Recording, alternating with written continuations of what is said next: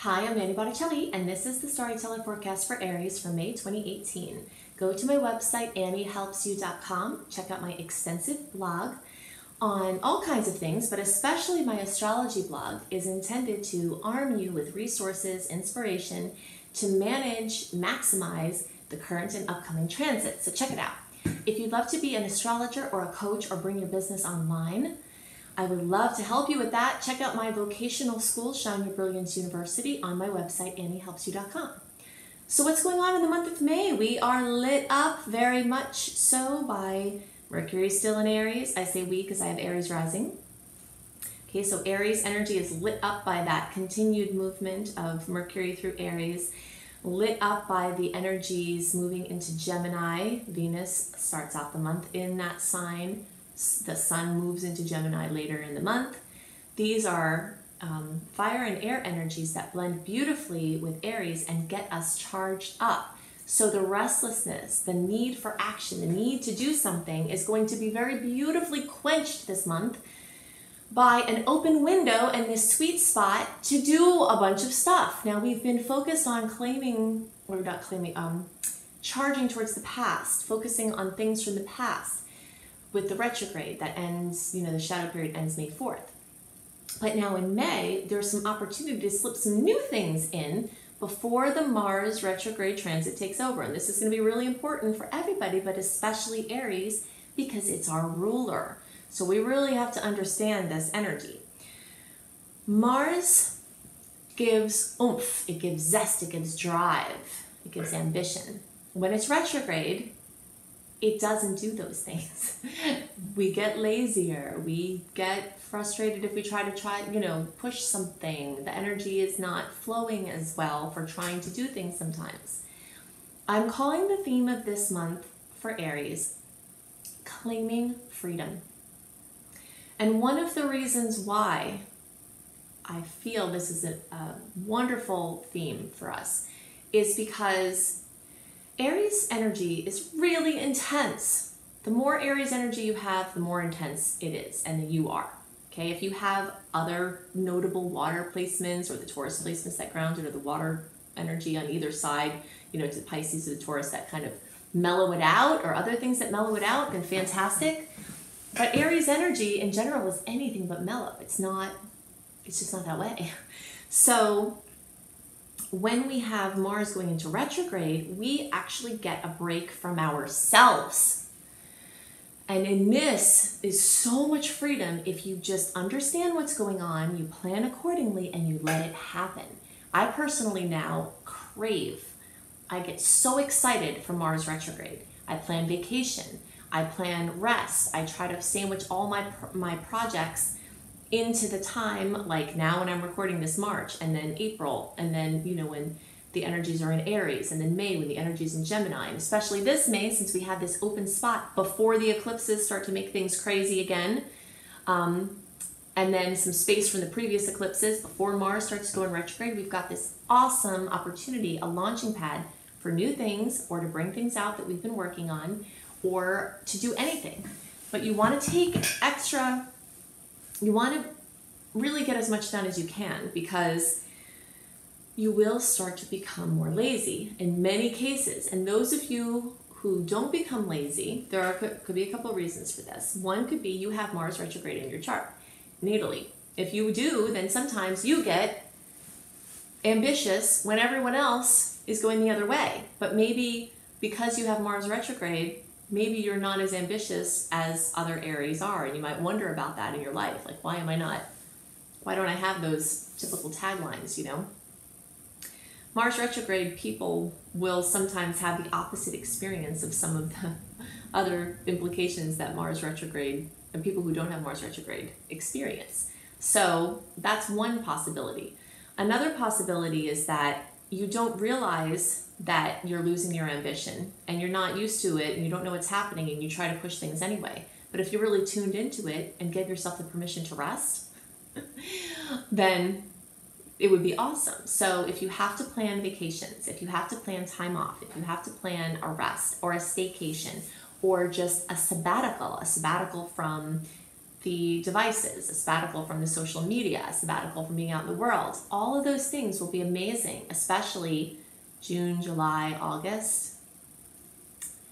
And May, starting May 11th, you might feel those sabbatical, laziness, toning down energies start to creep in.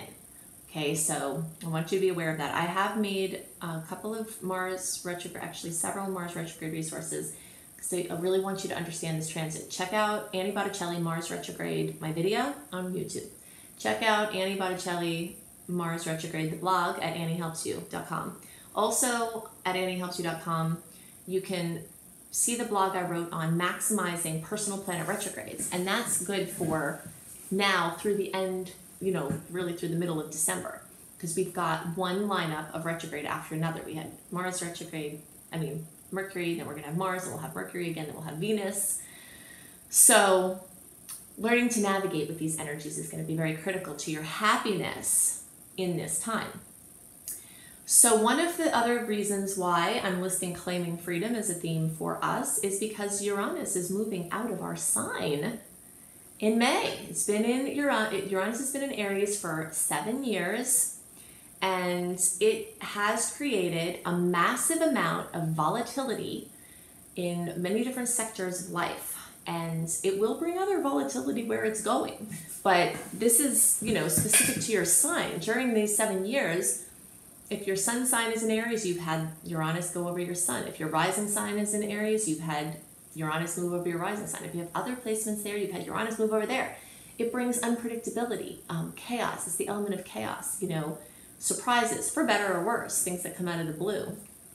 Just a lot of volatility and a lot of overstimulation to your nervous system. This is a major time for Aries to repair their nervous system. Look up a supplement called magnesium bis, B-I-S, dash, glycinate, G-L-Y-C-I-N-A-T-E, magnesium bis glycinate. This version of magnesium is stabilized with taurine. It's kind of funny, isn't it, right? Because I was saying before that, like, if you have Taurus energies, it kind of grounds out your Aries. And here, in this supplement, magnesium is grounded out. It's made easier to absorb by this taurine.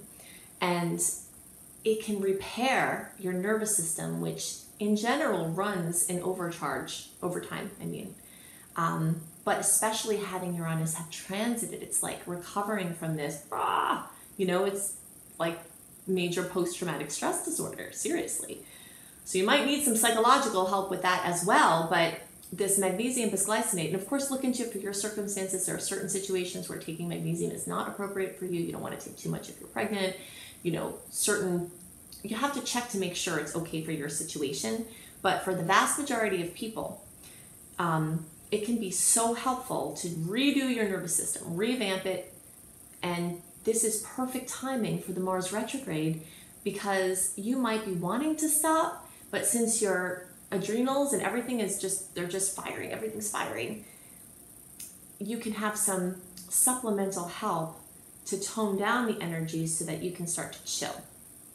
All right, so you're going to claim your freedom from Mars retrograde transit. You're going to claim your freedom from Uranus moving on. You're going to claim your freedom from planets moving through the first house. You can claim financial freedom as the sun is starting to move through the second house for you early degree placements and coming soon for you later degree placements. And you can also claim freedom within your workspace. There's an ongoing energy of work, career, life purpose for those of you who are past your work time or who don't work. Life purpose, lots of strong energy there. So these are the things that are most on my mind for Aries this month. And now I want to talk about the full moon, the new moon, Uranus moving into Taurus, more implications of that, and other aspects to note this month and how you can best use them, as well as some more information about Mars retrograde. So we'll go into all that now. So the theme of the month for May 2018 for all signs is coming up for air. We have positioned nicely in the midst of this trend of personal planets being retrograde that started March 8th and runs through the middle of December. We've got this little period where we come up for air from the retrograde process. Also, we're coming up for air in this brief window between the eclipse cycles. So we have 3 eclipses in July and August. 2 in July, 1 in August. Starting in June, even towards the end of May, you might feel some of this. The eclipse changes, radical information coming in, news, trajectory shifts that could be unexpected or worked towards, but all of a sudden they come.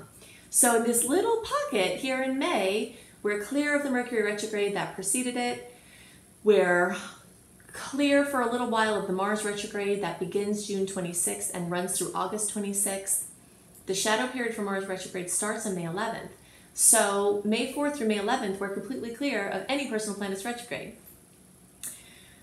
However, with every day that passes after May 11th, we're going to go deeper into that shadow period, and ambitions may tend to wane. That's one of the big factors of Mars retrograde, is that drive goes backwards. Okay, so people get more lazy, and you can sync your life with this transit. I have Aries rising, so I'm very much connected to this Mars transit because Mars is an Aries ruler, but this will affect everybody.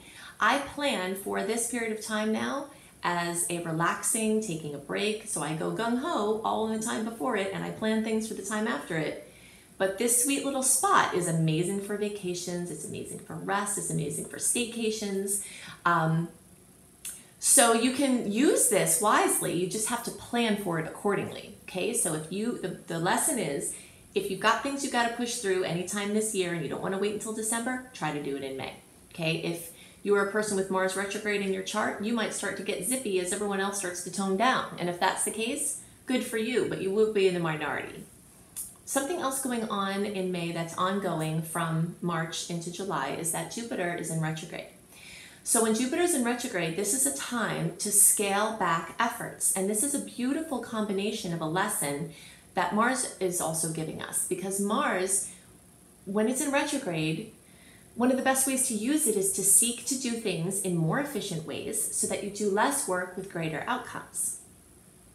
Jupiter retrograde tells us the same thing. So Jupiter, in its expanded forward motion, wants to make everything bigger and wider and more breadth, right? So when it's in retrograde, it looks for the places where you're spread too thin and it pulls them in, okay? So you have incentive to cut back, trim the fat, evaluate everything in your life to see where you're putting energy, where it's no longer useful and where it's no longer bringing energy back to you. Okay, so I'm going to go through my favorite aspects to watch for this month. You can get a written version of what I'm about to describe, as well as many more transits and details about them in my newsletter, my free newsletter at anniehelpsyou.com. If you've already signed up for my newsletter and you're not getting newsletters, I send them regularly. So check in your spam, promotions, events, folder, social events folders, because sometimes mass emails go into those folders and you can transfer them from those folders into your inbox to give your email service the message that you want those emails. Okay, also something to know about what I'm about to describe is that I'm going to give you dates, but sometimes you feel these energies on days before or days after. So don't stick too heavily to the dates. Just use your intuition to tune into the flow to see when you're feeling something, because it could be before or after. Okay. On May 8th and then on May 23rd, the Sun in Taurus and then Mercury in Taurus is going to make an opposition to Jupiter in Scorpio. This can give a tendency to overdo. In some ways, you have permission to overdo this month because you really need to get as much done as you can while the energy is good for it. But do couple that with taking your vitamins, getting your rest, trying to balance that energy so you don't do too much. Also, with the things you're creating, make sure you're not spreading yourself too thin, because as the tides come in for the rest of the year, you don't want to overcommit. So just be very wary of overcommitting, overdoing, oversaying, and even overthinking. Okay, on May 11th, one of my favorite aspects of the month is the Sun in Taurus trine Pluto in Capricorn. This is an amazing aspect for getting things done. If you have to plan launch dates, anything like that, important things around this day are very powerfully supported. In the middle of the month, we have a series of aspects that are all piled on top of one another and are each intense in their own right. Okay, so look out for a lot of energy and events in the middle of the month. We've got the new moon in Taurus at 24 degrees of Taurus. That's time for your new moon wishes. You can check out my website. If you go to anniehelpsyou.com, click on blog, click on astrology. The maximizing new moon in Taurus power period is on there. Okay, so you want to maximize those wishes. You can see more about that on that blog. A very big event that's happening at this time is Uranus is moving into the sign of Taurus. This has been in the making for 7 years or so. It takes about 7 years for Uranus to move through a sign. The last time Uranus was in Taurus was between 1935 and 1942. I won't list some of the pretty crazy and intense world events that happened at that time, but most of you know what happened at that time. It was very transformative and eventful series of time. And so we are in for many changes, maybe not exactly the same kind of things, but a lot of change. Something that also happened that's lesser known during the periods of time of 1935 to 1942 that we are set for in the next coming 7 years was and now is a rapid increase in technological advancement, including going to things in outer space. Space exploration, anything with technology, anything with forward movement and planning. Also massive developments in mathematics, physics, any of the sciences and maths, medicine. There were major and technology of any kind. So there was massive expansion during that time. So we are set for this massive expansion. And it could be that you are part of this process. So if you have really good ideas, this is a period of time where you might create something that could be life-changing for yourself and other people. So definitely follow those nudges, because intuitive insight for advancement will be very much expanded during this transit. Okay, so we've got between the 15th and 16th, Mars in Aquarius, also squaring Uranus in this new placement of Taurus. So there could be, we've experienced this, like I said, the energy of Uranus and Taurus before, but we've also experienced this aspect of Mars in squaring Uranus before. So between May 12th and May 19th is when we really feel this aspect. The first May 10th is where it really might start. The second pass is going to be between July 28th and August 6th of 2018. And then the third and final aspect of this will be September 17th through 22nd of 2018. Okay, so this can bring solar flares and their natural counterparts, which are volatility and aggression, also drastic and dramatic weather changes and events. Uranus and Taurus can also bring those things. So if you are a person, well, I mean, really nobody is safe from these, these dramatic weather and climate events. But if you are in a situation where you're more prone to these problems, then just take extra caution, be extra aware, and follow your intuition. If something is telling you not to be in a certain place at a certain time, to sell somewhere, to buy somewhere, etc. Because these energies with these dates I just outlined will be flared, and then also this will be a theme getting stronger for the next 7 years.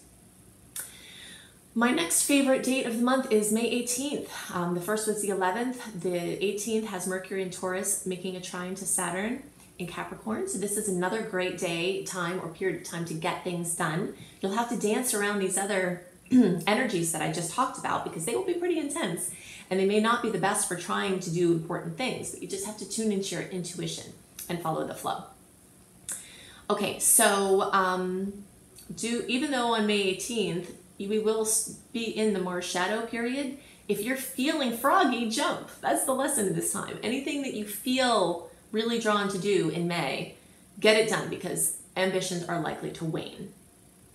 The second to last notable event that I want to talk about is on May 25th, and this is Jupiter in Scorpio trining Neptune in Pisces. So this is a lineup of heavy hitter outer planets. When we have outer planets that connect, it always spans a longer, the span of influence is longer than these other planets that are quicker moving.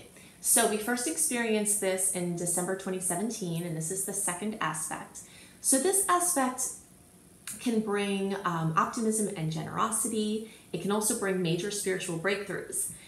I really love this aspect for combining idealism and material success. So we could say the lesson of this transit would be that financial success and spirituality can coincide. Okay, this is a big lesson for many people here doing healing work, is thinking that they can't be materially cared for or have material ambitions while also being spiritual. And so this transit is helping us to blend those two. On May 29th, we have the full moon in Sagittarius. Mercury also enters Gemini, so this is amazing for travel, expansion, communication. This whole month is amazing for travel. And with the full moon in Sag and the planets in Gemini, people are going to want to move. They're going to be really restless. So this is one of my favorite months for travel. You do have to watch out, especially at the middle of the month, for some things. Also, if you're a traveler and you're going to be traveling during May, definitely go to my new travel website, Astrology Kissed Travel Bliss, and check out my monthly astrology travel reports, because I go into more details about aspects that can be specifically related to travel, and also other inspiration and fun things there. Okay, so this last aspect on the 29th can bring anything with Sagittarius to drama or fruition. Okay, so publishing, teaching, learning, completing an education, getting ready to start an education because you've completed a certain phase in your life, writing, speaking, anything with religious or spiritual pursuits, churches, and like I said, travel. So many people will have a very blessed, wonderful travel opportunity, even if it's for short distance, could turn out to be for long distance around this period of time. So these are the things I have most on my mind for May 2018. I have a longer list of aspects to look out for when you sign up for my newsletter, AnnieHelpsYou.com. And I give them to you a month early. Also, if you'd like a written version of horoscopes, not necessarily talking about things that I talk about in your personal videos, then go to CozyBySweetStarlight.com. That is my lifestyle website that is also kissed by astrology with these horoscopes. So I love to give you massive amounts of resources to work with these transits. Okay, so you've got the newsletter, Annie Helps You. You've got Astrology Kiss Travel Bliss for your travel reports and other travel information. You've got Cozy by Sweet Starlight for your horoscopes.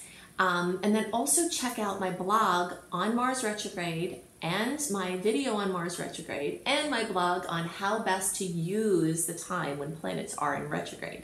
And that's at AnnieHelpsYou.com. Okay, so if you would love to learn astrology with me, or you would love to be a coach as your profession, or you would love to bring your business online, check out my vocational school, Shine Your Brilliance University, at AnnieHelpsYou.com. If you'd love to have audio tracks that help to mitigate and enhance and utilize the transits of the time, my brilliant husband, B.R. Newman, creates these audio tracks, subliminal audio tracks that you can access for free on his website at IamHelios.com, IamHelios.com. He also does readings.